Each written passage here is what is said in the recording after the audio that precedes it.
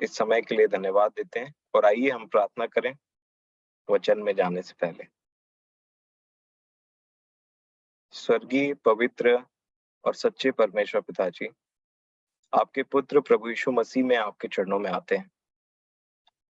आपके सम्मुख आते हैं पिताजी और आपको धन्यवाद देते हैं कि हम आपके पुत्र की संगति में पाए जाते हैं। धन्यवाद देते हैं पिताजी हम सब के जीवन के लिए, मेरे प्रियों के जीवन के लिए, जो भी यहाँ पे उपस्थित हैं और जो भी आने वाले हैं, क्योंकि प्रेमी पिताजी, जीवन आप ही से है, सुरक्षा आप ही से है। आपने चाहा कि आज हम इस दिन को देखें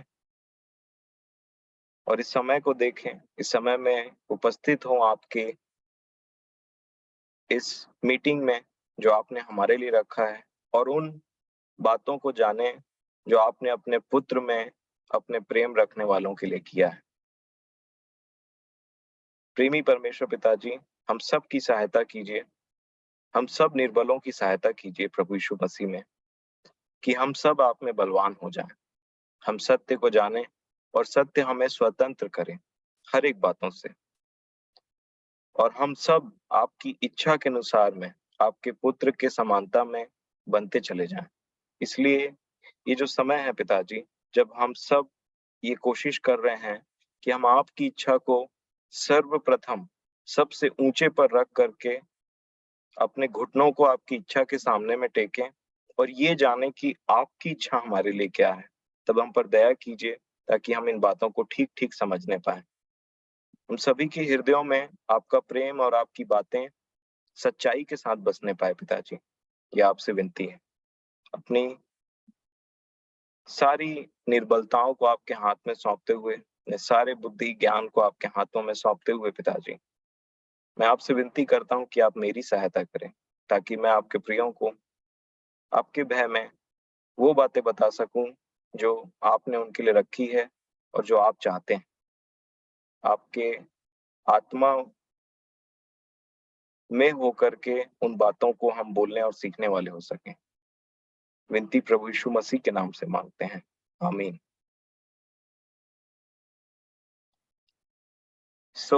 मेरे प्रियो, जैसा कि हम कल देख रहे थे, परमेश्वर की इच्छा के बारे में, ये हमारा मेन टॉपिक है। और जब तक मैं और आप परमेश्वर की इच्छा में हैं, आपके अंदर में एक कॉन्फिडेंस हमेशा रहेगा। और उसी कड़ी में याद रखिए, मैं केवल परमेश्वर की इच्छा के बारे में बता रहा हूँ और मैं कुछ बातों को एकदम बेसिक से इसलिए बता रहा हूँ क्योंकि सच्चाई को बार बार सुनना बहुत जरूरी है। आप प्रेरितों की पत्री में देखिएगा, जो पत्री वो लिखा करते थे, वो कैसे बोलते थे, यद्यपि ये बातें तुम जानते हो। तो यहाँ पे कुछ लोग हैं, वो बातों को जानते हैं और बहुत अच्छे तरीके से जानते हैं, बहुत बार सुना है, बहुत ज्यादा सुना है, परंतु फिर भी लिखा कि यद्यपि ये तुम बातों को जानते हो तो भी मुझे ये लिखना मैंने जरूरी समझा। ऐसे करके बातें को रिपीट करा गया। तो रिपीटेशन मोड में परमेश्वर का आत्मा प्रेरितों को बार बार प्रेरित कर रहा था कि यद्यपि जिनको तुम लिख रहे हो, अर्थात जिनसे तुम बात करना चाह रहे हो, वो इन बातों को जानते हैं, बट फिर भी लिखो।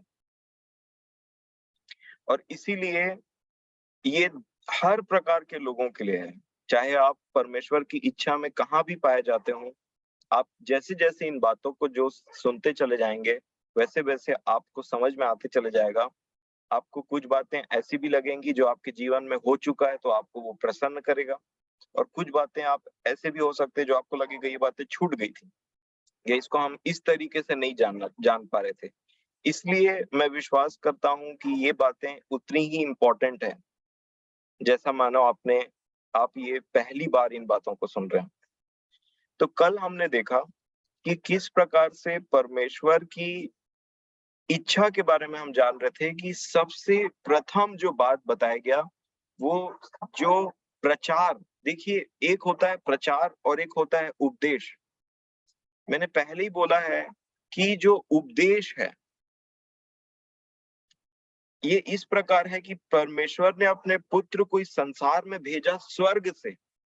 वो स्वर्ग से उतर करके इस पृथ्वी पर आया और इसलिए आया कि वो कुछ बोले और उसकी सुनी जाए, क्योंकि वो पिता की इच्छा को अपने मुंह से बोल करके बताता था कि देखो स्वर्गीय पिता की इच्छा तुम्हारे लिए ये है करके। और जितनों ने उसे ग्रहण किया था, जितनों ने परमेश्वर को ग्रहण किया, मान लीजिए कई बार ऐसा होता है कि मान लीजिए एक माता है, मान लीजिए एक माता है और उसका एक बेटा है। अब माता बेटे को बोलती है कि जा करके ये बात वो आंटी को बता देना जो 2 घर दूर रहती है। तो वो आंटी के पास में जब वो बेटा वो वो वो बच्चा पहुंचेगा, तो वो स्त्री देखेगी कि ये बच्चा आया है और बोल रहा है कि मेरी मम्मी ने कुछ बोला है। और जब वो इस बात पर यकीन करती है, उस बच्चे पर यकीन करती है कि हाँ, ये उसका बेटा है और ये जो बोल रहा है वो ये बोल रहा है कि इसकी मम्मी ने ऐसा बोला है, तब वो इस बात को समझती है कि हाँ, वो उस पर यकीन करती है। उसी प्रकार जब परमेश्वर ने अपने पुत्र को भेजा, मेरे प्रियो, इसीलिए पवित्र शास्त्र जो हमारे पास में दिया गया है ना, इससे ज्यादा ऑथेंटिक और इससे ज्यादा वैलिड चीज कोई मनुष्य नहीं हो सकता। प्रेरित पौल ने यहाँ तक लिख दिया है कि जो सुसमाचार हमने तुमको प्रचार किया, अगर उसको छोड़ करके कोई व्यक्ति तुम्हें और कोई सुसमाचार प्रचार करे, बड़े ध्यान से समझिएगा, बहुत ही चतुराई से परमेश्वर के वचन के साथ में खिलवाड़ किया जाता है, बहुत ही चतुराई के साथ में। और इसीलिए ये बहुत जरूरी है कि प्रतिदिन आप किसकी सुन रहे हैं। अगर आप प्रतिदिन उस परमेश्वर की आवाज सुन रहे हैं जो उसके पुत्र के द्वारा है, तब आप प्रतिदिन अच्छे होते चले जाएंगे, छूटते चले जाएंगे। भले किसी दुख तकलीफ में है, परंतु एक समय आएगा जब आप अपने जीवन को पलट करके देखेंगे। मैं शारीरिक रीति से बात नहीं कर रहा हूं, मैं आत्मिक रीति से बात कर रहा हूं, क्योंकि परमेश्वर की ये इच्छा है कि हम प्रतिदिन उसके पुत्र के समानता में बदलते चले जाएं। और इसीलिए मेरे प्रियो, प्रतिदिन वो बातें अच्छी होती चली जाती हैं। प्रतिदिन हम कुछ ना कुछ अपने जीवन को जांचते और देखते चले जाते हैं। यही अंतर है संसार में और उन लोगों में जो प्रभु यीशु मसीह के या तो साथ में है और या तो प्रभु यीशु मसीह में है। इन 2 बातों को याद रखिएगा मेरे प्रिय। एक ऐसी एक ऐसे लोग हैं जो प्रभु यीशु मसीह के साथ में है, मतलब आत्मा अंदर नहीं आया है, साथ में चल रहा है। उनको बोला जाता है चेले। ध्यान दीजिए, जब तक प्रभु यीशु मसीह इस पृथ्वी पर उनकी सेवकाई चली, तब तक जो लोग उनके साथ में थे, जो आसपास में उनको फॉलो करते थे, उनको बोला गया चेले। भीड़ भी थी, परंतु उस बड़े भीड़ में, फॉर एग्जाम्पल, आज आप में से बहुत लोग चर्च गए होंगे, है ना? संडे के दिन में चर्च गए होंगे। आपने देखा होगा एक बहुत बड़ी भीड़ थी आपके चारों ओर और आप भी उस भीड़ में थे। परंतु जो बातें परमेश्वर के वचन से बोली गई, वो सब लोगों पर एक समान नहीं फिट होता है, क्योंकि कुछ लोग अभी भी अंधकार में हैं, परंतु वहां उपस्थित हैं। उन्होंने जीवन नहीं पाया है, परंतु वो वहां उपस्थित हैं और वो समझ रहे हैं कि यहाँ सिर्फ आ जाने से, संडे के दिन में पवित्र शास्त्र को अपने पास में रखने से, अपने साथ में लेकर के आने से, मैं परमेश्वर को पिता बोल सकता हूँ, वो मेरा पिता हो गया। ये बातें ऐसे ही नहीं है। मनुष्य अपने मन से जो सोचता है उसको मनुष्य की इच्छा बोलते हैं।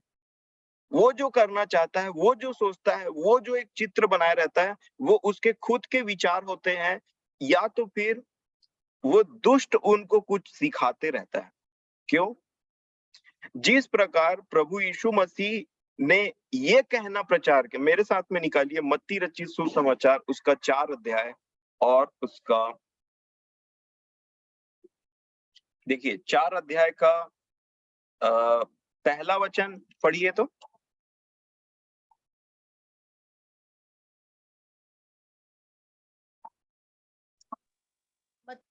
4 का 1। तब आत्मा यीशु को जंगल में ले गया ताकि इब्लिस से उसकी परीक्षा हो। लिखा है कि तब आत्मा यीशु को जंगल में ले गया ताकि इब्लिस से उसकी परीक्षा हो। ध्यान दीजिएगा, मैं यीशु के सेवकाई की बात कर रहा हूं। अच्छा, जितने लोग आप वीडियो ऑन कर सकते हैं वीडियो ऑन करिए, तो क्योंकि मेरे को इस बात में कोई आनंद नहीं आता कि उस पार लोग सुन रहे हैं, बैठे हैं, क्या कर रहे हैं। क्योंकि जब वचन पढ़ने के लिए बोला जाता है तो किसी का आवाज नहीं आता जल्दी से। तो अगर आप परमेश्वर के वचन का आदर करते हैं तो समझिए मेरा प्रेम ये कहता है कि मैं आपको देखूं, और जब देखता हूं ना तब लगता है कि हाँ मेरे प्रिय मेरे साथ बैठ करके परमेश्वर की उपस्थिति में है मेरे प्रियो, है ना। तो आपका बहुत बहुत धन्यवाद कि जितने लोग इन बातों को बड़े आदरपूर्ण समझते हैं, क्योंकि मैं ये बहुत निश्चयता से जानता हूं कि यही वो समय है जहां दुष्ट आइए वो वचन जो बोए जा रहे हैं उनको चोरी करेगा। और मैं बहुत आशीषित था कल जब बेला दादी ने बताया उस विषय के बारे में जो उन्होंने एक दिन पहले सुना था। इसका मतलब ये वे लोग हैं मेरे प्रियो जिन्होंने वचन को चोरी नहीं होने दिया, परंतु धन के समान में ऐसे करके अपने हृदय के अंदर में रख लिया, संभाल करके। और यही आशीषित हैं, यही लोग धन्य हैं, और यही लोग अपने जीवन में आगे बढ़ते चले जाते हैं। तो परमेश्वर पिता का मोनिका दीदी के लिए, ज्योति आंटी के लिए, माधुरी आंटी के लिए, बेला दादी के लिए, संगीता बुआ के लिए, सुनीता आंटी के लिए, आशीष भैया के लिए, सब के लिए धन्यवाद। और जितने वीडियो ऑन नहीं करे हैं, मेरा विश्वास है कि आप आदर पूर्वक बैठे हैं वहां पे सुन रहे हैं। देखिए क्या लिखा है, लिखा है कि तब ये 4 के 1 में लिखा है, तब आत्मा यीशु को जंगल में ले गया ताकि इब्लिस से उसकी परीक्षा हो। ये कब की बात है? यीशु मसीह के सेवकाई के जस्ट पहले की बात है। यीशु मसीह कहाँ जा रहे थे? यीशु मसीह रहते तो संसार में थे, परंतु अब वो उन लोगों के पास में जा रहे थे जो अंधकार में बैठे हुए थे। ठीक है? और इसीलिए बड़े ध्यान से देखिए कि इससे पहले कि वे उन लोगों के पास में जाते जो अंधकार में, मृत्यु में और झूठ में जीवन बिता रहे थे, यीशु मसीह को किसका सामना करना पड़ा? इब्लिस, शैतान का। क्योंकि सब पृथ्वी के लोग शैतान के कब्जे में थे, और इसीलिए पहले शैतान ने उनकी परीक्षा की, उस इब्लिस ने उनकी परीक्षा की, और उसको टेस्ट में पार होने के बाद में उन्होंने वो कहां पे गए? तब देखिए, पढ़िए 15 और 16 वचन को, इसी का 4 का 15 और 16 वचन पढ़िए। जबूलून और नप्ताली के देश, झील के मार्ग से यरदन के पार अन्य जातियों का गलील, जो लोग अंधकार में बैठे थे उन्होंने बड़ी ज्योति देखी, और जो मृत्यु के देश और छाया में बैठे थे उन पर ज्योति चमकी। अब ज्योति इन पर चमकना शुरू हुई। ये भविष्यवाणी थी पुराने समय की कि एक ज्योति तुम पर चमकेगी, और किन लोगों पर? ध्यान दीजिएगा, अंधकार मेरे प्रियो। दूसरा, मृत्यु। जब हमने प्रभु यीशु मसीह को नहीं जाना था ना, तो हम इसी दशा में थे, और आज जितने नहीं जानते हैं वो इसी दशा में है। क्या चीज है? अंधकार। अंधकार में एक आदमी को अंधापन रहता है। एक अंधापन बोलने से वो देख नहीं, वो स्वयं अंधकार में है, जैसा मैंने कल आप सभी को बताया था। और अंधकार से एक शब्द निकलता है, अंधा। और अंधे आदमी को अगर मैं बोलूं कि चल भाई, तो कैसे? अंधा है मतलब पूरा अंधकार है। अगर आपको अंधेपन का महसूस करना है तो अपनी आंखों पे जोरदार एक पट्टी बांध करके अपने दिनचर्या को पूरा करने का कोशिश करिएगा, आपको समझ में आएगा। इसीलिए प्रभु ने बोला जो अंधकार में है ना, कई लोग खुद अंधकार में रहते हैं और दूसरों को रास्ता बताने का कोशिश करते हैं, और ये लोग वचन से भी बात करते हैं। मैंने किया एक समय में, जो मैं समझता नहीं था वो बोलता था, परंतु जब मैंने ज्योति पाई तब मैं वो अंधकार, वो अंधेपन से निकल गया। पौलुस भी परमेश्वर के काम को बड़े यत्न से सोचते थे कि मैं परमेश्वर का काम कर रहा हूं, लेकिन वो परमेश्वर को सताते थे।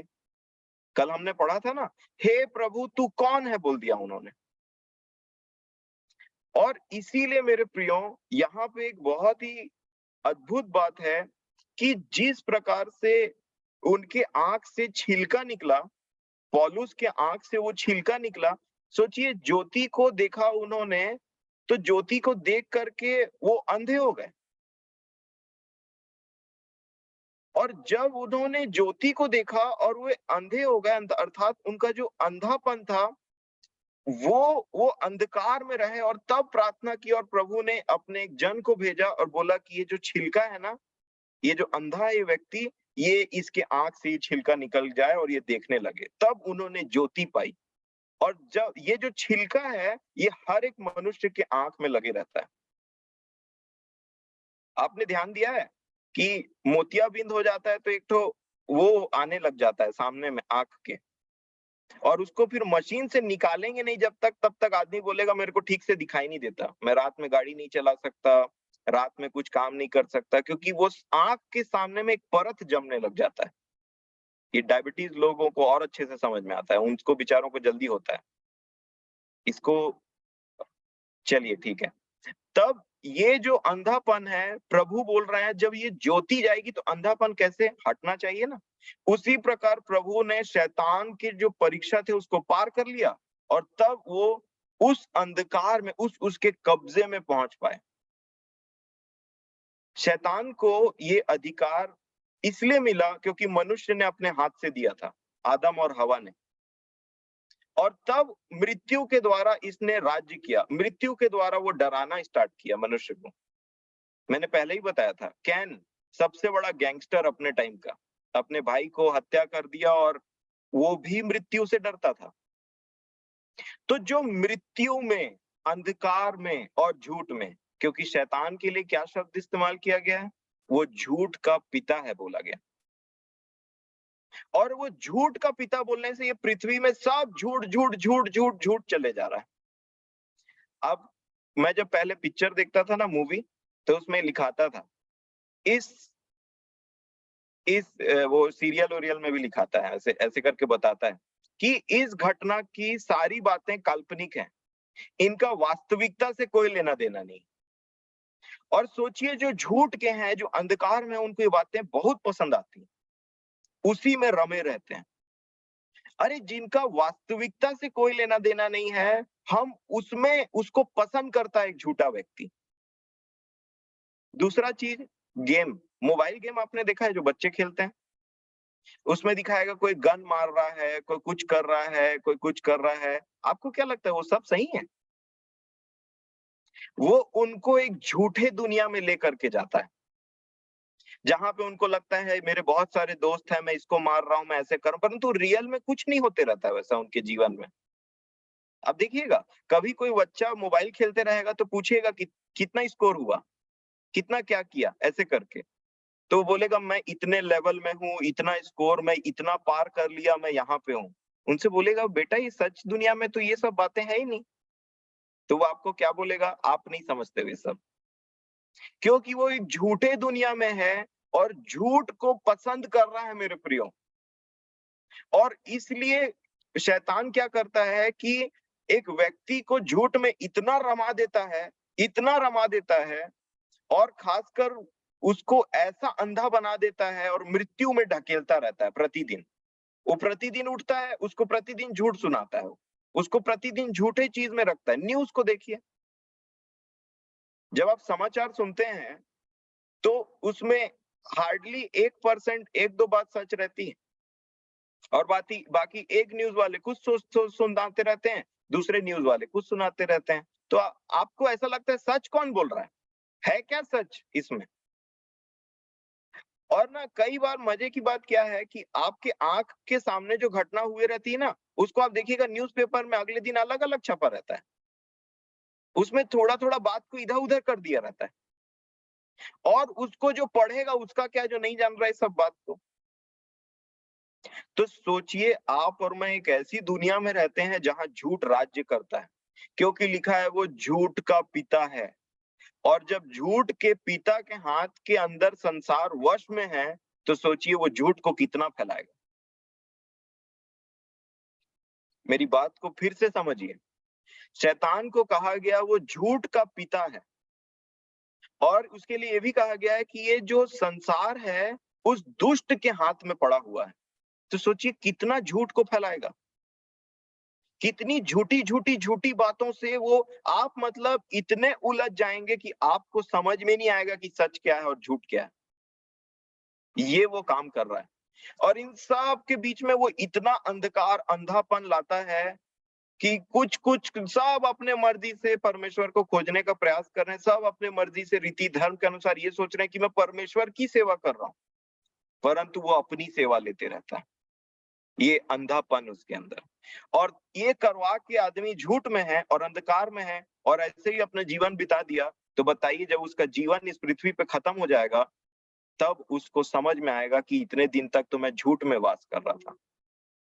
और जब वो खत्म हो गया इस पृथ्वी से, तो कहां जाएगा? जब उसने प्रभु को जाना ही नहीं, वो जाएगा डायरेक्ट अधोलोक में, नाश हो जाएगा उसका जीवन।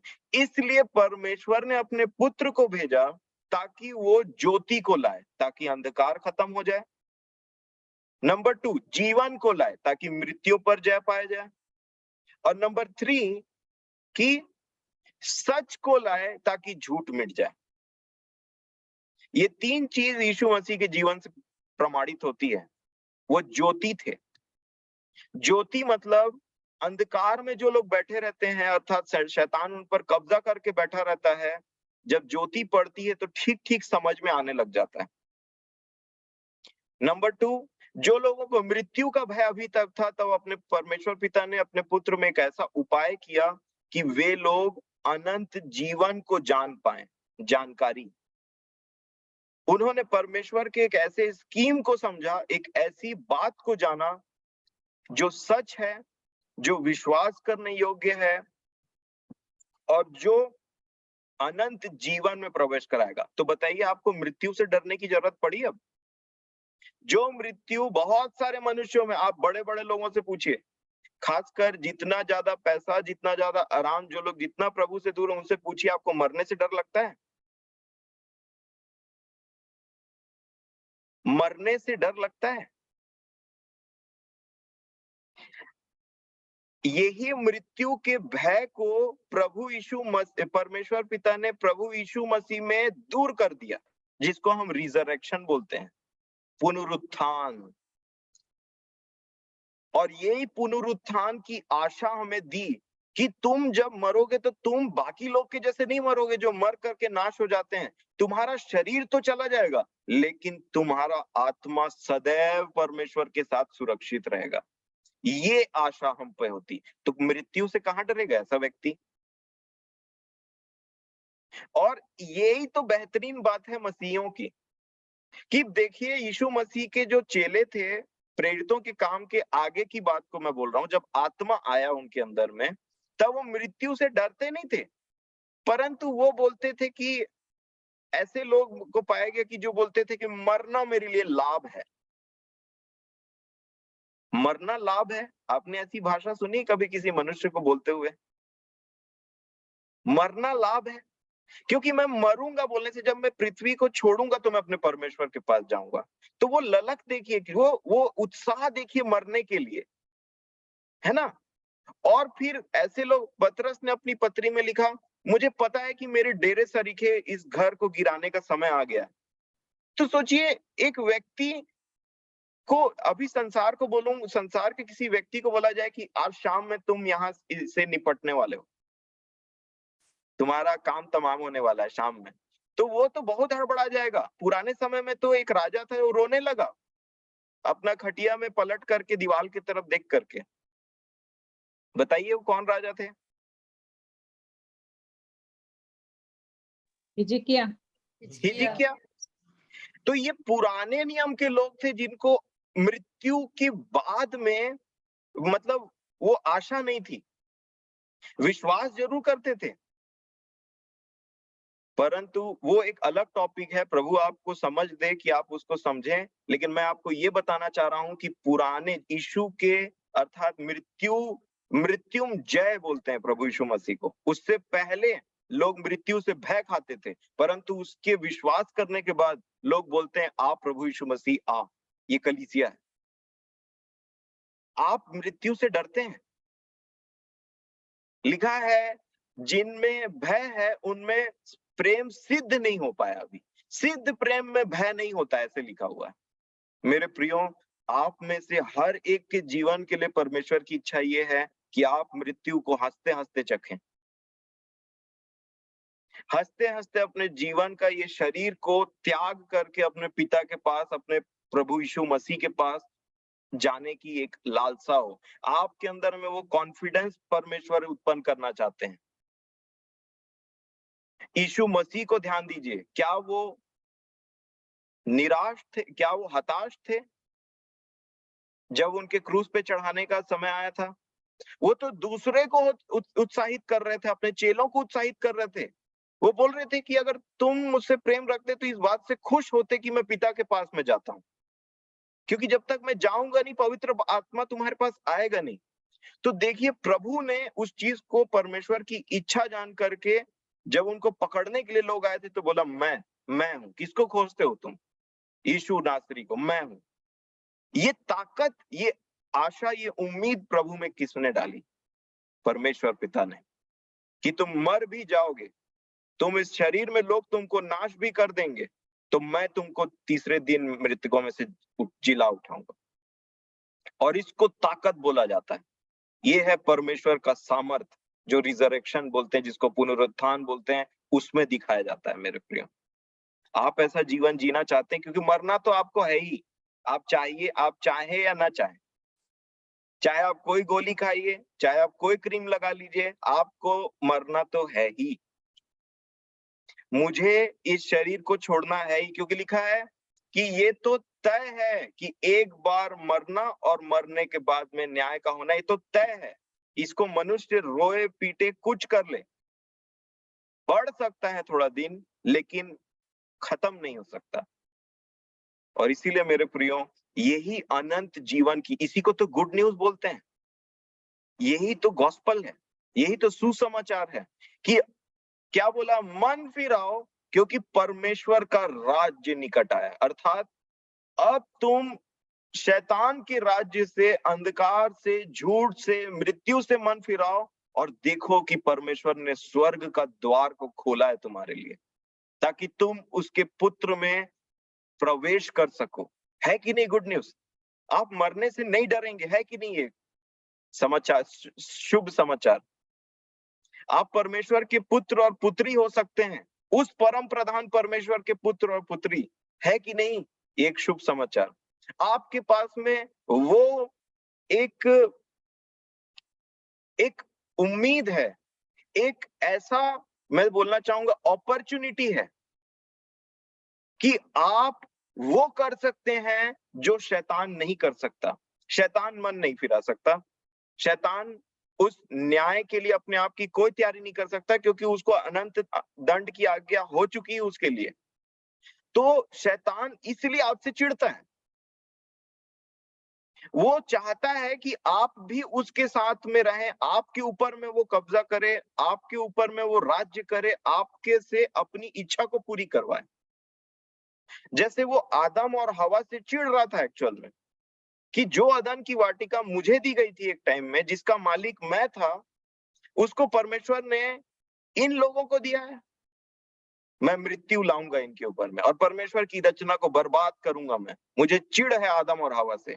ये लोग इतने शांति और सुकून से जीवन बिताते रहते हैं। मुझे चिढ़ है इनकी शांति से, मुझे चिढ़ है इनके और परमेश्वर के अच्छे संबंध से। वही चिढ़ आज भी उसको आपसे है, इसीलिए वो आपका मित्र बनता है सबसे पहले। हवा का सबसे अच्छा सलाहकार बना शैतान, और सबसे बड़ा दुश्मन बन गया उसके बाद। जस्ट यहूदा इस्करियोती का सबसे बड़ा सलाहकार बना, सबसे बड़ा मित्र बना शैतान। और उसके बाद में उसको इतना गिल्ट फील करवाया कि उसको सुसाइड करवा दिया। इस प्रकार से दुष्ट आपके जीवन में कार्य करना चाहता है। ये सब चीजों का ज्ञान, ये सब चीजों का समझ, पता है, आप जैसे ही प्रभु यीशु मसीह का नाम लेते हैं, स्वर्ग आपके लिए रास्ता बनाना स्टार्ट करता है मेरे प्रियो। परमेश्वर ये सब स्वर्ग और पृथ्वी और इवन दुष्ट आपके लिए अच्छा काम करना स्टार्ट करेगा। कैसे दुष्ट आपके लिए अच्छा काम करना पड़ेगा, करना स्टार्ट करेगा? परमेश्वर उसे आज्ञा देंगे कि लिखा है जो, अब इसको मैं कैसे समझाऊं आपको? पतरस के जीवन में शैतान ने उसकी परीक्षा ली, उसको गेहूं के समान फटका, तो सब लोगों को लगने लगा, इवन पतरस को लगने लगा सब खत्म हो गया। परंतु वो उनके कॉन्फिडेंस को निकालने के लिए था, ताकि पतरस अब अपने आप ऊपर भरोसा न करे परंतु मुझ पर भरोसा करे। और फिर प्रभु यीशु मसीह उनके पास आए और बोला, क्या तू मुझसे प्रेम करता है? क्या तू मुझसे प्रेम करता है? और उनको एक ऐसी सेवकाई दी मेरे प्रियो, मेरे भेड़ों को चढ़ा, मेरे मेमनों की रखवाली कर, ये करके सेवकाई दिया। तो बताइए, शैतान ने उनके जीवन में जो किया, उनसे क्या निकला? और बड़ी सेवकाई, और बड़ी भलाई। इसीलिए मैं आपको बोल रहा हूं। अब बताइए, जो पौलुस के पास में प्रभु ने एक शैतान के दूत को अपॉइंट करके रखा था कि उसको घूंसे मारे, उसको तकलीफ दे शरीर में, उससे क्या हुआ पौलुस का? वो और ज्यादा नम्र और दीन बने, क्योंकि वो बोल रहे थे कि मैं प्रकाशनों की बहुतायत के कारण कहीं फूल ना जाऊं, इसलिए एक दूत ठहराया गया है जो मुझे नम्र और दीन बनाएगा। तो बताइए, उस दूत ने क्या काम किया? उस परमेश्वर के दास को नम्र और दीन बनाने का कार्य किया। इसीलिए मैं बोल रहा हूं, आप ऐसे लोग हैं जिनके लिए परमेश्वर हर एक उपाय करता है ताकि आप और मैं उसमें आशीषित हों, बढ़ें, उसके पुत्र के समानता में बदलते चले जाएं। तो चलिए, यहां पे लिखा है, जो लोग अंधकार में बैठे थे उन्होंने बड़ी ज्योति देखी। सच्ची ज्योति के विषय में मैंने आपको क्या बताया था कल? सच्ची ज्योति का डेफिनेशन वो है जो हर एक मनुष्य को प्रकाशित करती है। और इसीलिए चाहे वो कितनो बड़ा एक प्रचारक हो, परमेश्वर का दास हो, वो आपको प्रभु यीशु मसीह से मिलाने का काम करता है, जैसे यूहन्ना बपतिस्मा दाता ने किया। और तब जब लोगों ने प्रभु यीशु मसीह को देखा, उसको बोला गया सच्ची ज्योति यही है, मैं तो सिर्फ इसका गवाह हूं। और तब मेरे प्रियो देखिए, उसके बाद से जब प्रभु यीशु मसीह शैतान के राज्य में, अर्थात इस पृथ्वी में जो शैतान के चंगुल में पड़ा फंसा हुआ था, जब उसके राज्य में उसको क्या लिखा? तब इब्लिस ने जंगल में ले जाकर उसकी परीक्षा की और प्रभु यीशु मसीह ने वो सारी परीक्षाओं को पास कर दिया। और तब लिखा है, अब उन लोगों के पास वो पहुंच चुके थे जो अंधकार में थे, जिनको शैतान ने इस पूरे संसार को ऐसे कब्जा करके रखा हुआ था, मृत्यु में ढकेल रहा था प्रतिदिन। और तब क्या किया? तब पढ़िए 17 वचन को। चलिए मैं पढ़ देता हूं। लिखा है, उस समय से यीशु ने प्रचार करना, शब्दों को ध्यान दीजिएगा, प्रचार अलग शब्द है और शिक्षा और उपदेश अलग शब्द होता है। उस समय से यीशु ने प्रचार करना स्टार्ट किया और क्या बोला? मन फिराओ। कहां से मन फिराओ? तुम जो मृत्यु में बैठे हो, तुम जो दुष्ट के राज्य में बैठे हो, तुम जो अंधकार और झूठ में जकड़े हुए हो, मृत्यु का भय खाते हो, मन फिराओ उन सब चीजों से और देखो परमेश्वर की ओर। उसने तुम्हें अंधकार से ज्योति दी है, मृत्यु से जीवन में दिया है और झूठ से सत्य की ओर तुमको पलट करके रखा है। इस प्रकार से प्रभु यीशु मसीह ने यह प्रचार करना स्टार्ट किया, मन फिराओ। यूहन्ना एक ऐसा व्यक्ति था जिसको परमेश्वर ने अपॉइंट किया था, क्योंकि जितनी पुस्तक आप पढ़ते हैं मत्ती से पहले, उत्पत्ति से लेकर के मलाकी तक, उसमें है क्या चीज? उसमें मूसा है, अर्थात व्यवस्था और भविष्यद्वक्ता। जितनी पुस्तकें आप पढ़ेंगे वो या तो मूसा के द्वारा लिखी हुई है और या तो वो भविष्यद्वक्ताओं के द्वारा, शमूएल, आमोस, ओबद्या, नहूम, हबक्कुक, योना, मीका, मलाकी, ये सब भविष्यद्वक्ता, और ये लिखा है कि जितने व्यवस्था और भविष्यद्वक्ता कहां तक थे, यूहन्ना बपतिस्मा दाता तक थे। तो सब पुराने, मतलब इसका मतलब क्या है, व्यवस्था और भविष्यद्वक्ता, मूसा, एलिया, जितने सब जिनके द्वारा परमेश्वर ने पुराने समय में बात किया था, वो सब क्या बोल रहे थे इजरायलियों को, देखो परमेश्वर का पुत्र आ रहा है, देखो परमेश्वर का पुत्र आ रहा है। और ये जितने उतना टाइम के लोग थे, आधे लोग डिवाइड हो गए। एक ग्रुप ऐसा बन गया था जिन्होंने बोला कि हम मूसा पर भरोसा करते हैं, हम अब्राहम की संतान हैं। तो वही लोग तो बोल रहे थे कि एक पर आने वाला है परमेश्वर का पुत्र और वो आ गया, तो उस पर यकीन नहीं कर रहे थे। कोई लोग बोलते थे मूसा की व्यवस्था में ये लिखा है और यीशु से झगड़ते थे। कोई लोग बोलते थे कि अब्राहम की संतान है हम, और उसको मार डालना चाहते थे। तो प्रभु ने बोला, अगर तुम मूसा की व्यवस्था को मानते हो, अगर तुम अब्राहम की संतान हो, तो तुम मुझसे क्यों बैर करते हो? क्योंकि उन सब ने तो मेरे तरफ पॉइंट किया है कि एक आएगा, एक आएगा। जितने भविष्यद्वक्ता थे सब ने मेरे ओर पॉइंट किया है। और भविष्यद्वक्ता और मूसा सबको एक में सिमट करके बोला, यूहन्ना बपतिस्मा दाता उनका एक चिन्ह है। अर्थात पुराना नियम चिल्ला चिल्ला करके बोल रहा है कि मसीह आ गया, परमेश्वर का पुत्र आ गया, परंतु उन्होंने भरोसा नहीं किया। इसको बोलते हैं अंधकार के ऊपर में ज्योति चमकी और लोगों ने अंधकार को ज्योति से ज्यादा प्रिय जाना, अर्थात यीशु मसीह को रिजेक्ट कर दी। और तब जब यहाँ पे लिखा, पहला इन्होंने बोला मन फिराओ, तो मन फिराओ का अर्थ क्या समझा था मेरे प्रियो हमने, कि अंधकार से ज्योति की ओर, शैतान के राज्य से परमेश्वर की ओर, इसको बोलते हैं मन फिराना। और तब इसके आगे आप पढ़िएगा कि उन्होंने बुलाना स्टार्ट किया अपने चेलों को। पतरस को बुलाया, अंद्रियास को बुलाया, याकूब को बुलाया, यूहन्ना को बुलाया। इसको बोलते हैं कि जिन्होंने उसके ऊपर भरोसा किया, उनको वो अब अलग करना स्टार्ट किया। अब संसार वही का वही है, परंतु जो भरोसा करते जा रहे हैं, वो देखिए एक अलग यीशु की तरफ, यीशु के पीछे चलने जाते हैं। यीशु का पीछा करना स्टार्ट किया उन लोगों ने। एक बड़ी भीड़ लिखा है, एक बड़ी भीड़ उसके पीछे हो ली। परंतु ये बड़ी भीड़ चाहती क्या थी? किसी को शरीर में छुटकारा चाहिए था, चंगाई चाहिए था, किसी को दुष्ट आत्माओं से छुटकारा चाहिए था। आज लोग बोलते हैं चिन्ह और चमत्कार के पीछे मत भागो। मैं आपको एक चीज बोलना चाहता हूं, पवित्र शास्त्र को पढ़िए ध्यान से, और ध्यान दीजिए कि हर वो व्यक्ति ये जिसके जीवन में ये चिन्ह और चमत्कार दिखाए जाते हैं ना, उसका एक ही पर्पस था कि वो परमेश्वर के पुत्र की ओर ध्यान दे। और हर समय चिन्ह और चमत्कार आपके लिए कोई नुकसान को पैदा नहीं करता। चिन्ह और चमत्कार तब नुकसान हो जाता है, तब एक व्यक्ति सिर्फ इन्हीं चीजों के पीछे भागने लगता है।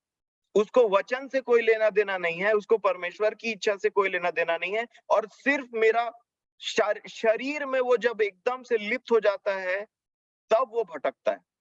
नहीं तो ऐसे लोग भी हुए हैं जिनको प्रभु यीशु मसीह ने दुष्ट आत्माओं से अलग किया और वो जीवन भर उसके साथ में रहे।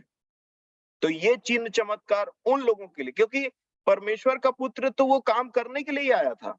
अब ये डिपेंड मनुष्यों में करता है कि वो शरीर पे चंगाई पाकर के चले जाते हैं संसार में वापस, कि शरीर पर चंगाई पाकर के, छुटकारा पाकर के अपने प्रभु को अपना जीवन सौंप देते हैं।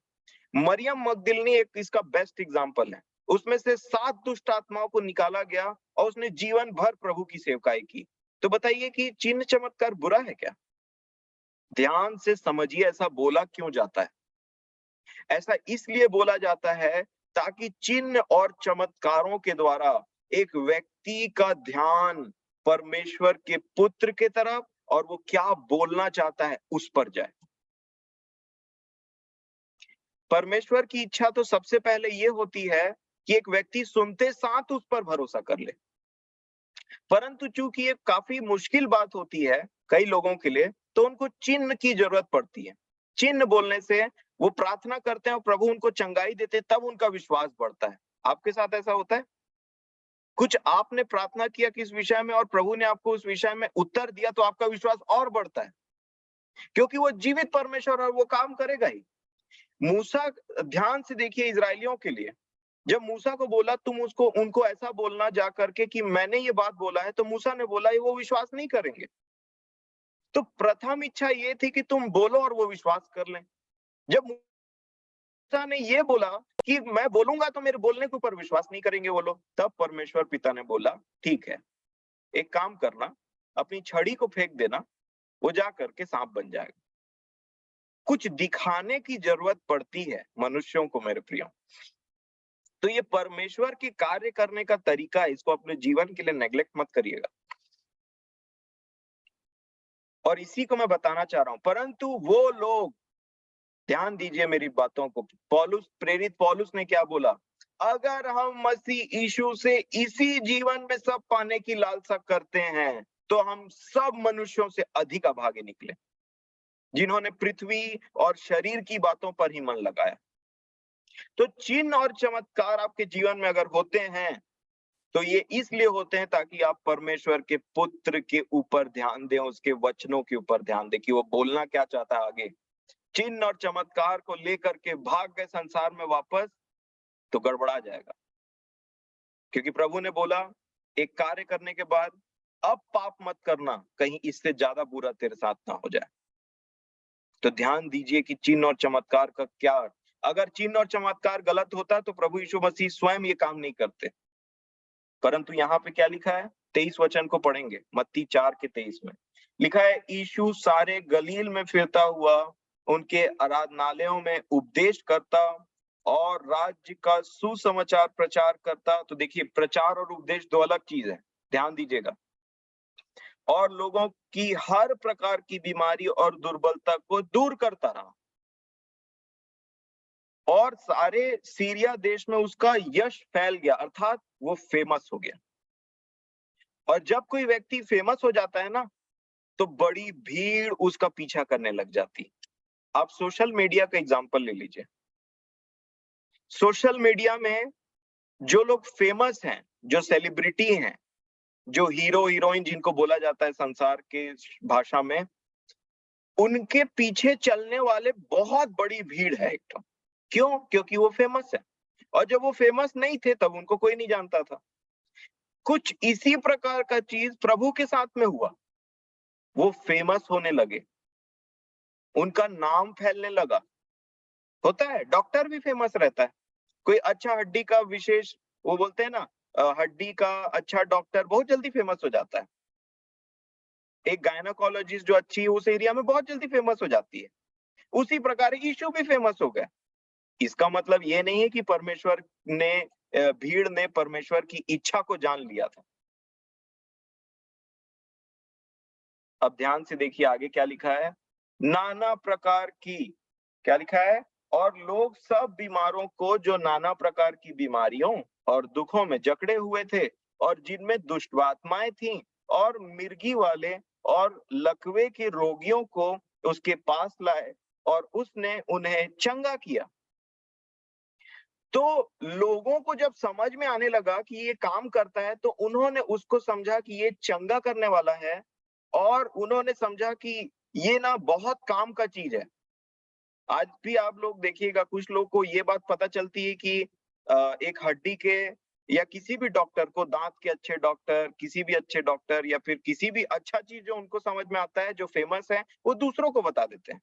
उसी प्रकार से यीशु के बारे में ये बातें फैलने लगी। तो लोगों ने बोला, अच्छा तुम बीमार हो, एक काम करो, एक यीशु नाम का व्यक्ति वहां पे वो चंगाई देता है, तो इसको लेकर के चलो, वो चंगाई देगा। तो कुछ लोग, ये बड़ी भीड़ जो यीशु को फॉलो करती थी, कुछ लोगों ने ये देखा कि वो चंगा करता है, और उनको सिर्फ चंगाई से मतलब था, वो चंगे हुए अपने घर वापस चले गए। परंतु कुछ लोगों ने ये देखा कि वो चंगा भी करता है और कुछ बोलता भी है, और ऐसी बातों को बोलता है जो इज़राइल में पहले कभी नहीं सुनी गई।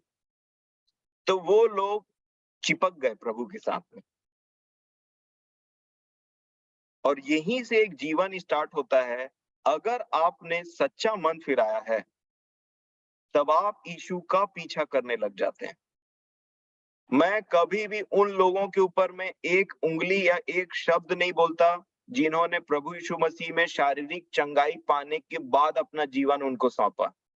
क्योंकि जब बाइबिल में लिखा है कि जो चंगे हुए वो वापस आए, कुछ ऐसे थे जो वापस कभी नहीं आए, लेकिन कुछ ऐसे थे जो वापस आए और यीशु उनसे फिर मिला। और कुछ ऐसे थे, मरियम मगदलिनी बेस्ट एग्जांपल है इस चीज का। दुष्ट आत्माओं से निकाली गई तो फिर संसार में नहीं चली गई, यीशु के साथ रहने का जीवन था मरियम मगदलिनी का। और इसीलिए याद रखिए, कभी भी इन बातों को डिस्पाइज मत करिए, तुच्छ मत जानिएगा। ये परमेश्वर के कार्य करने का तरीका है। ये मनुष्यों पर डिपेंड करता है कि उनको परमेश्वर चाहिए, उसकी बातें चाहिए, अनंत जीवन चाहिए, कि वो यहीं तक संतुष्ट है। इसीलिए प्रभु ने चिल्ला चिल्ला करके बोला। बहुत कम जगह प्रभु चिल्लाते थे। लिखा है एक जगह प्रभु ने चिल्ला करके ऊंचे स्वर में ये बात बोला, जो कोई प्यासा है वो मेरे पास आए और जीवन का जल सेंतमेंत मिले। कई लोग शारीरिक तकलीफ से बहुत दुखित रहते हैं बेचारे, और उनको ना शारीरिक चंगाई भी चाहिए रहती। और जब वो शरीर में चंगे हो जाते हैं ना, तो चंगे होके कुछ लोग वापस वही जीवन जीने लग जाते हैं। लेकिन कुछ ऐसे होते हैं जो बोलते हैं, अब मैं अपने प्रभु को अपना पूरा जीवन दे दूंगा, क्योंकि उसने मुझे चंगा किया। और जब ऐसे लोग प्रभु के पीछे भागते हैं ना, उसको बोलते हैं प्यास। ये लोग हैं भूखे और प्यासे। ये सिर्फ शरीर तक संतुष्ट नहीं रहे, परंतु अब इनको प्रभु चाहिए। और ऐसे लोगों के लिए वो कहता है, आओ मैं तुम्हें जीवन का जल दूंगा, जीवन की रोटी दूंगा, ताकि तुम्हारी भूख और तुम्हारी प्यास मिटे। और तब मेरे प्रियो, आपके जीवन में ध्यान दीजिएगा, जब मन फिराता है एक व्यक्ति, तब उसके जीवन में एक चेला, चेला बोलने से जो यीशु के पीछे पीछे चलता है। यीशु अभी तक उसके अंदर नहीं घुसा है, उसमें परमेश्वर का आत्मा नहीं है, लेकिन वो अब यीशु के पीछे पीछे चल रहा है। तो गड़बड़ी होती है। कई बार यीशु के चेलों के विचार यीशु से मैच नहीं करते थे, क्योंकि उनके अंदर अभी वो आत्मा नहीं आया था जो यीशु के अंदर में काम कर रहा था, जिसको बोलते हैं पवित्र आत्मा। मैं बोलना क्या चाह रहा हूं कि जब एक व्यक्ति मन फिराता है, तो उसका चेला वाला जीवन स्टार्ट होता है, डिसाइपल जिसको बोलते हैं। और तब यीशु का पूरा फोकस उन लोगों में रहता है जिन्होंने उसकी बात को सुना, मन फिराया, विश्वास किया और उसके पीछे हो लिए। और संसार ने विश्वास नहीं किया और वो अभी अभी अपने जगह में। तो संसार में से चुने हुए को निकाला प्रभु ने। और तब क्या होता है पता है? केवल प्रभु अपने चेलों को शिक्षा देते थे। याद रखिएगा, मैं आपको दो जगह एक ऐसा चीज दिखाता हूं जिससे आप समझ जाएंगे। 25 वचन को पढ़िएगा, मत्ती 4 का 25। जब ऐसा हुआ तो क्या हुआ आगे? गलील, अच्छा मैं पढ़ता हूं, देखिए अपनी बाइबल में। गलील और दिकापुलिस, यरूशलेम, यहूदिया और यरदन नदी के पार से भीड़ की भीड़, भीड़ की भीड़। अब ये भीड़ में कौन है? मन फिराए हुए लोग हैं। ये भीड़ में कौन है? बुलाए हुए लोग हैं। ये भीड़ में कौन है? जो यीशु की सुनना चाहते हैं। ये भीड़ में कौन है? जिनको चंगाई चाहिए। ये भीड़ में कौन है? जो दुष्ट आत्माओं से ग्रसित हैं। तो एक बड़ी भीड़ है। मैंने आज बोला, आज आप संडे चर्च गए होंगे, एक बड़ी भीड़ थी, लेकिन सबकी दशा एक समान नहीं है वहां पे। कुछ लोग कुछ काम के लिए आए हैं, कुछ लोग सिर्फ गिटार बजाने आए हैं, कुछ लोग सिर्फ तबला बजाने आए हैं, कुछ लोग सिर्फ दान देने के लिए आए हैं, कुछ लोग सिर्फ गाना गाने के लिए आए हैं।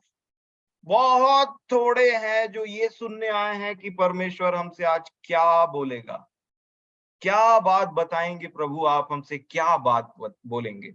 बहुत कम वैसे हैं जो धन्यवाद और स्तुति का बलिदान चढ़ाने के लिए आए हैं। और वही है जिनसे यीशु बात करता है, वो भीड़ से कभी बात नहीं करता। क्योंकि इसी के जस्ट अगले वचन में 5 का 1 लिखा है, वह इस भीड़ को देखकर, जैसे ही प्रभु ऐसी भीड़ को देखता है, वो क्या करता है?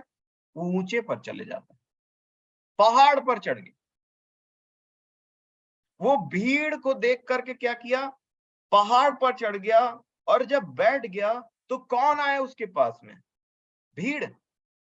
उसके चेले उसके पास आए, और वो किन से बात किया, 2 वचन में क्या लिखा है, और वो अपना मुंह खोलकर उन्हें यह उपदेश देने लगा।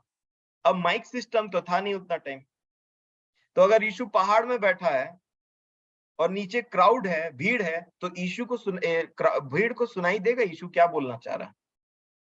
कभी नहीं, इम्पॉसिबल है ये। तो कौन सुन रहे थे? चेले, जिनको अलग किया गया। अलग बोलने से उत्पत्ति में बेस्ट विवरण है इसका।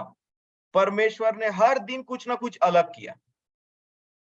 अंधकार को ज्योति से, ऊपर के बादल को नीचे के उससे, पृथ्वी को अलग किया, पानी को हटाया कि पृथ्वी दिखाई, और जब अलग किया तब बोला अच्छा है।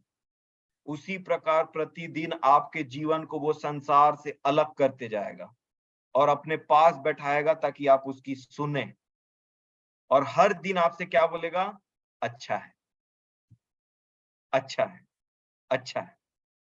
ये काम यीशु ने काम करना स्टार्ट किया, और तब किससे बात किया मेरे प्रियो, चेलों से बोला। तो आज जब आप अपने आराधनालयों में गए होंगे, तो जब आपने एक बड़ी भीड़ देखी, तो आपको क्या लगता है, कितने थे जो उसकी बात सुने आज? क्योंकि उपदेश अर्थात वहां पे आज शिक्षा दी गई होगी, है ना, आपने कुछ सीखा होगा वहां पे। तो आपको किसी विषय के बारे में बताया होगा आज पास्टर साहब ने, तो आपने कोई चीज को सीखा, और जब आपने वो सीखा तो वो उसको बोलते हैं शिक्षा, उपदेश। वो प्रचार नहीं है, उपदेश था। वो उपदेशक ने उपदेश दिया, और जब आपके पास में वो शिक्षाएं पहुंची, तो बताइए शिक्षा किसके लिए होती है? 2 लोगों के लिए। कल मैंने आपको क्या बोला था, शिक्षा किसके लिए होती है? पुत्रों को शिक्षा दी जाती है। पुत्र और पुत्री को बाप शिक्षा देता है, और दूसरे कौन रहते हैं? चेले, जिनको प्रभु ने दिया। चेले और परमेश्वर के पुत्र में बहुत अंतर होता है। परमेश्वर का पुत्र यीशु था, और चेले अभी तक परमेश्वर का पुत्र नहीं बने थे, वो चेले थे जो सब चीज छोड़ते छोड़ते छोड़ते यीशु के पीछे जीवन जीने का एक अनुभव था उनके पास में। और यीशु अपने चेलों को हरदम ये बात के लिए एनकरेज करता था कि अब तुम्हें परमेश्वर का पुत्र बनना है। चेले वे होते हैं जिन्होंने यीशु पर विश्वास किया है, पानी का बपतिस्मा लिया है, और उसके बाद में वो अब वो पापी संसार से अलग हैं, लेकिन अभी तक वो परमेश्वर के पुत्र नहीं है। बड़े ध्यान से समझिएगा इन बातों को। मैं फिर बोल रहा हूं, मैं आपको परमेश्वर की इच्छा ठीक ठीक बताऊंगा, आप जांचिए आप क्या है, चेले हैं कि बेटे हैं। क्योंकि चेलों को उपदेश देना स्टार्ट किया। और आपके लिए होमवर्क रहेगा कि आजकल लोग ना, बहुत बड़ी भीड़ क्या बोलती पता है? भीड़, भीड़ शब्द को ध्यान दीजिएगा बस हफ्ते भर में, ताकि आप भीड़ में न रहें मेरे प्रियो। भीड़ बोलती परमेश्वर ने मेरे को ऐसे आशीष दिया, परमेश्वर ने वैसे आशीष दिया, ये किया वो किया। यीशु मसीह ने जब पहले आशीष की बात को बोला, धन्य है बोला, आशीषित है वो लोग, तब ये लिखा है यहाँ पे, जब वो बोला मन फिराओ, परमेश्वर का राज्य निकट आया है, तब ये उपदेश देना स्टार्ट किया। और ये उपदेश था सबसे पहला उपदेश जो प्रभु ने दिया। किनके लिए दिया? अलग किए हुए लोगों के लिए दिया। किनको देख करके बोल रहा था वो? चेलों को देख करके बोल रहा था, जो उसके पीछे चल रहे थे। अभी तक वो परमेश्वर के पुत्र बने थे क्या? नहीं बने थे। क्या बात है अब इसका प्रमाण? यीशु अभी तक पृथ्वी पे था, आत्मा अभी तक उतरा नहीं था। आत्मा जिस दिन उनके ऊपर उतरा, वो परमेश्वर के पुत्र कहलाए। क्योंकि रोमियो के पुस्तक के अनुसार ऐसा लिखा है, पत्री के अनुसार, कि जो परमेश्वर के आत्मा के चलाए चलते हैं वही परमेश्वर के पुत्र हैं। जिनके अंदर मसीह का आत्मा है वही उसका जन है। तो आत्मा अभी भी बाकी था, इसीलिए इनके विचार मिलते नहीं थे। पतरस कुछ बोलते थे तो प्रभु डांट लगा देते थे। तू शैतान मेरे पास से दूर हो, ऐसा बात बोल दिया। चेले बोलते थे बच्चों को दूर करो, प्रभु आ रहे हैं, इनको तकलीफ होगी। तो प्रभु बोलते थे बच्चों को मेरे पास आने दो। आप देख पा रहे हैं कि कितना अंतर है परमेश्वर के पुत्र और चेले में। उनको समझ नहीं आ रहा है। फिर चेले बोलते थे कि प्रभु आप चाहते हैं कि हम आग बरसा दे स्वर्ग से इनके ऊपर में।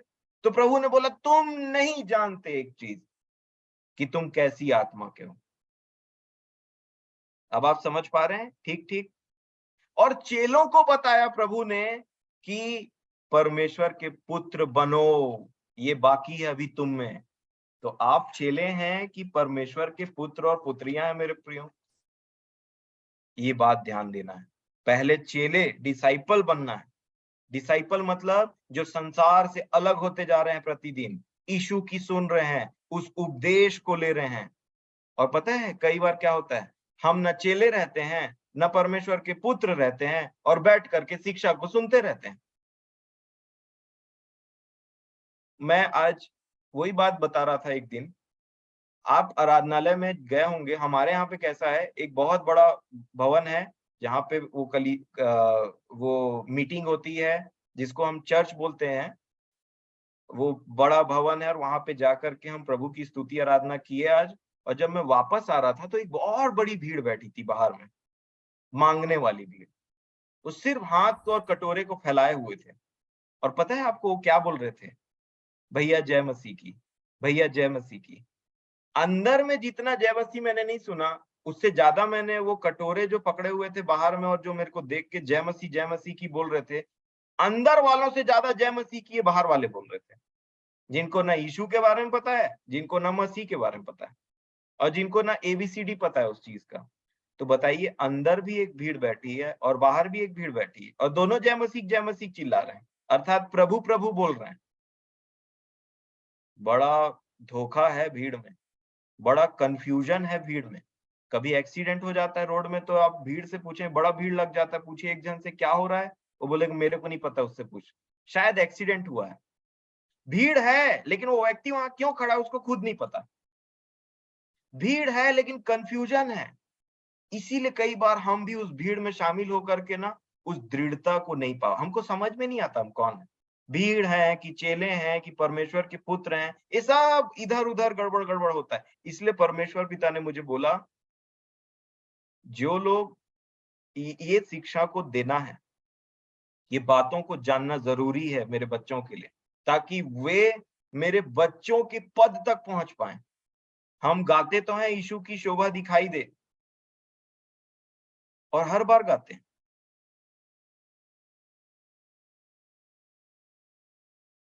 प्रभु भोज लेने के बाद में ये गाना चलता है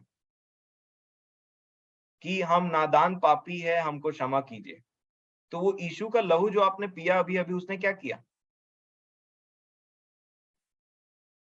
सब इधर उधर गड़बड़ घोटाला सब, और सबको मजा आ रहा है उसी चीज में, क्योंकि सिर्फ ये नाटकबाजी संडे को करना है।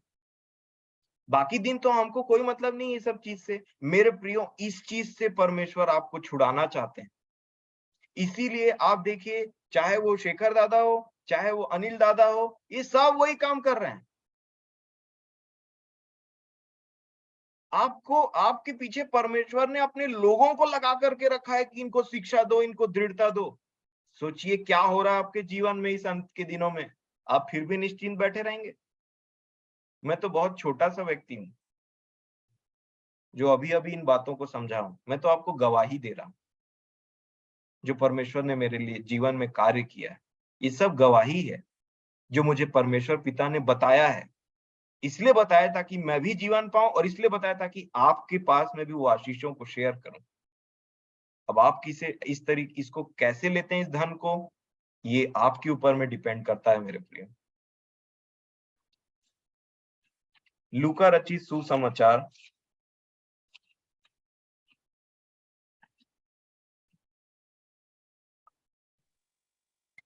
उसका 6वां अध्याय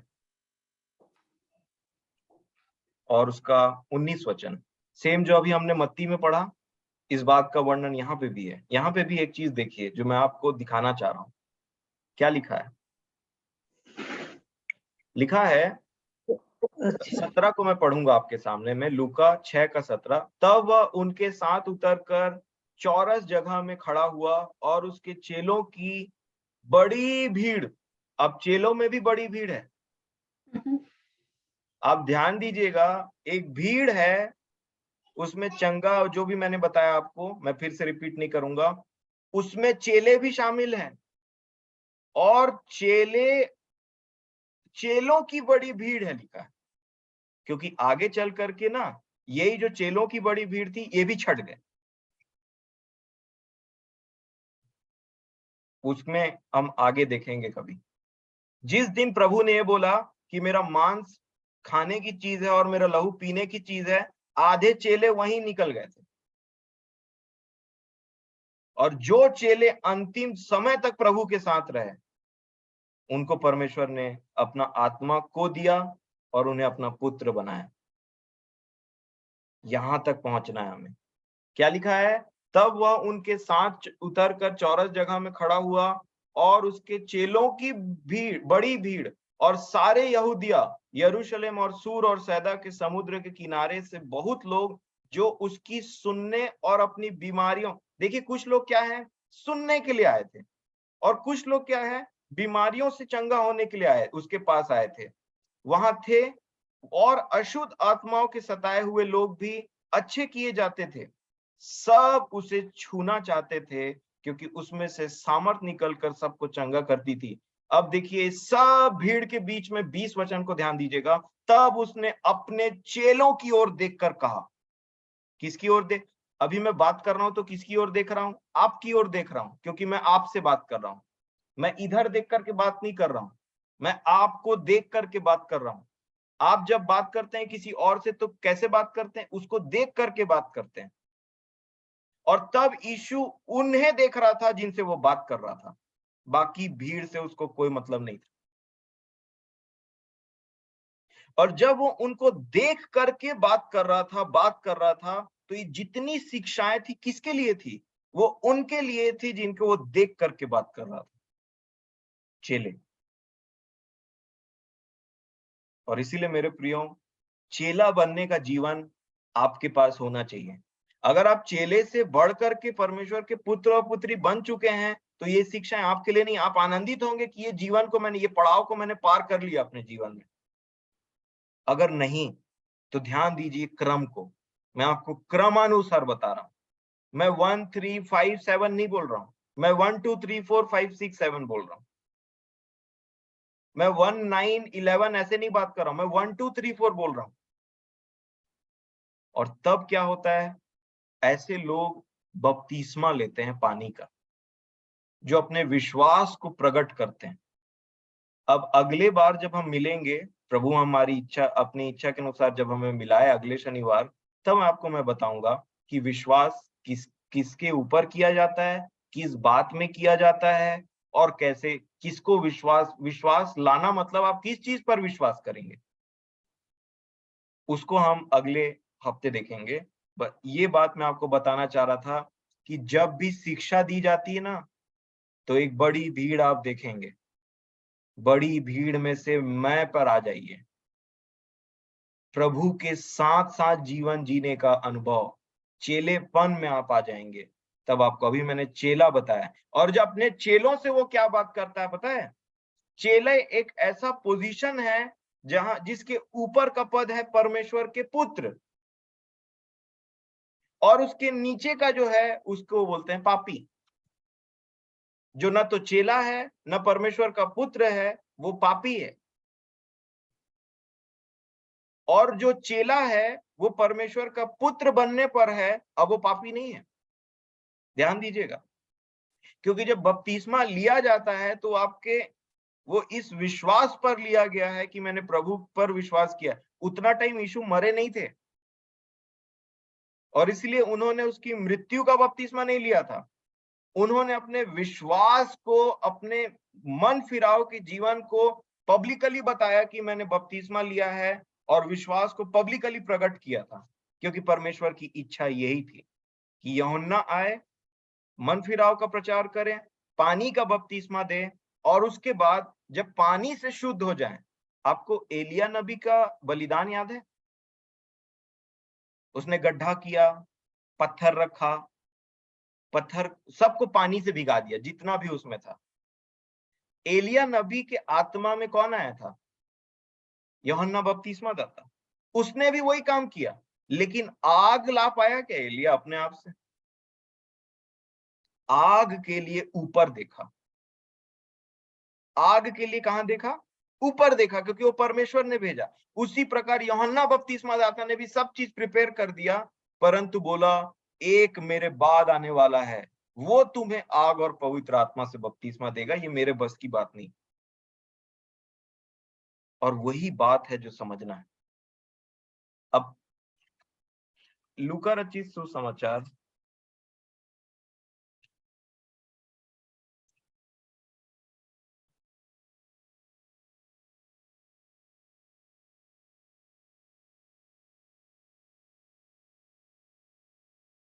अब देखिए, जब प्रभु यीशु मसीह ने चेलों से बात की, तो आज मैं ये बात को खत्म करूंगा यहीं पे बोल करके, फिर हम नेक्स्ट हफ्ते उस बात को देखेंगे। यही लूका 6 का 32 निकालिए और ध्यान से समझिए इस चीज को।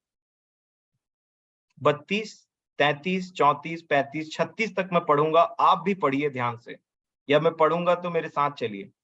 प्रभु ने अपने चेलों को ये उपदेश दे रहे हैं, ठीक है? यदि तुम अपने प्रेम रखने वालों के साथ प्रेम रखो तो तुम्हारी क्या बड़ाई, क्योंकि पापी भी अपने प्रेम रखने वालों के साथ प्रेम रखते हैं।